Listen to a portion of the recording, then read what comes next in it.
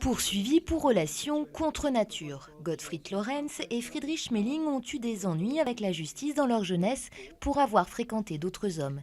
Et cela sur la base d'un texte nazi resté en vigueur longtemps après la Seconde Guerre mondiale.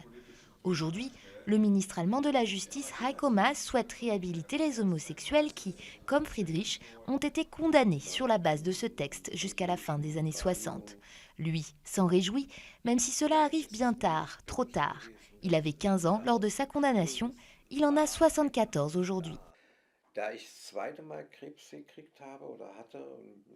J'ai déjà eu 2 cancers, donc je me dis que je vais peut-être avoir le plaisir d'être réhabilité bientôt.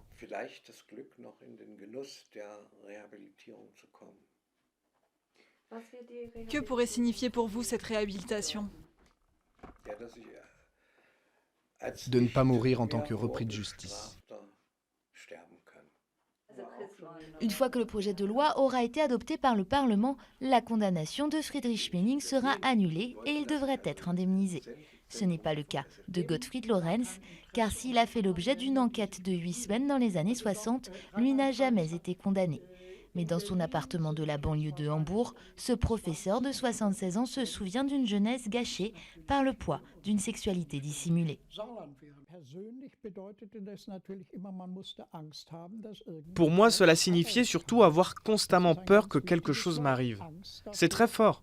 Ça pouvait me tomber dessus à tout moment. C'était un poids sur ma vie. Depuis cette enquête dont il a fait l'objet, Gottfried Lorenz n'a jamais cessé d'écrire sur l'homosexualité et de militer. Et bien que satisfait du projet de loi, il n'est pas sûr que l'initiative soit très populaire en Allemagne. En ce qui concerne l'indemnisation, je suis un peu sceptique. Je ne dirais pas que ce sera applaudi par tout le monde. Pour certains, ce sera une histoire personnelle, pas très intéressante.